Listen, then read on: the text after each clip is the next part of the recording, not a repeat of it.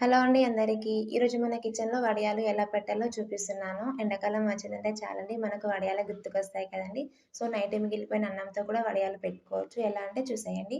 ముందుగా మిక్సర్ జార్‌లోకి నైట్ మిగిలిపోయిన అన్నం ఎండు వరకు ఎండుమిర్చి వేసుకొని మిక్సీ పట్టండి. అలాగే మొత్తం అన్నం కూడా మిక్సీ పట్టి ఒక బౌల్‌లో వేసుకోండి. 1 టేబుల్ స్పూన్‌కి జీలకర్ర, టేస్ట్‌కి సరిపడా సాల్ట్ కూడా వేసుకొని బాగా మిక్స్ చేయండి మొత్తం కలిసేలా.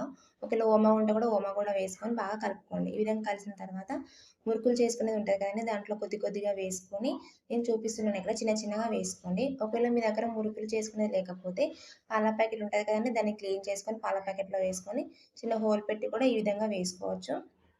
నేను ఎండలో క్లాత్‌లో లేకపోతే కవర్‌లో కూడా వేసుకొని ఒక 2 డేస్ వరకి ఎండబెట్టుకోండి. ఈ విధంగా ఎండిన తర్వాత మనం వేడి వేడి నూనెలో వేసి ఫ్రై చేసుకొని తింటే పప్పులోకైనా, చారులోకైనా చాలా బావుంటుందండి.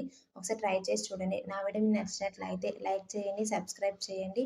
సపోర్ట్ మాత్రం చేయండి ఫ్రెండ్స్. నా వీడియో చూసినందుకు థాంక్ యూ.